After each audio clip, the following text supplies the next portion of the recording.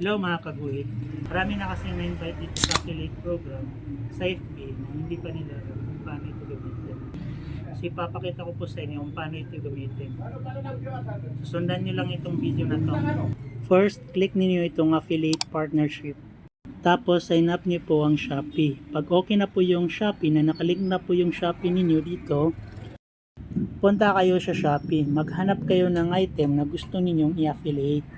Sa akin kasi may nagawa na akong video na gusto kong i-affiliate. Itong Keijin motorcycle.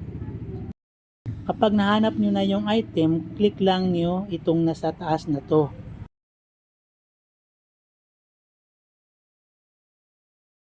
Tapos lalabas itong tatlong option na to dito sa baba. Tapos punta na kayo sa FB ninyo at i-upload ninyo ang ginawa ninyong affiliate video. Tapos hanapin niyo lang yung earn money. Add product links. Create custom link. Yan ang lalabas. Yan, lalabas na yan.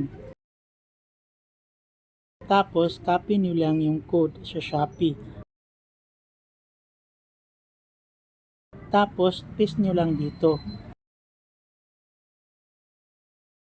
Pagkatapos niyan, i-copy na naman ninyo yung link. Tapos i-paste niyo naman yung link dito.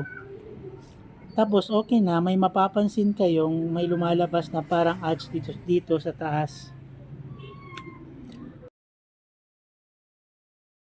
O check natin yung in-upload nating video sa FB. O mapapansin niyo may makikita kayong ads doon sa baba. Yun yung link na nilagay ninyo doon sa video na yon.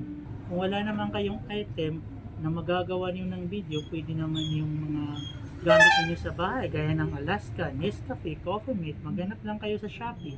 Tapos gawan niyo ng video, try niyo lang. Kung wala pa kayong video na i-affiliate. So sana po nakatulong.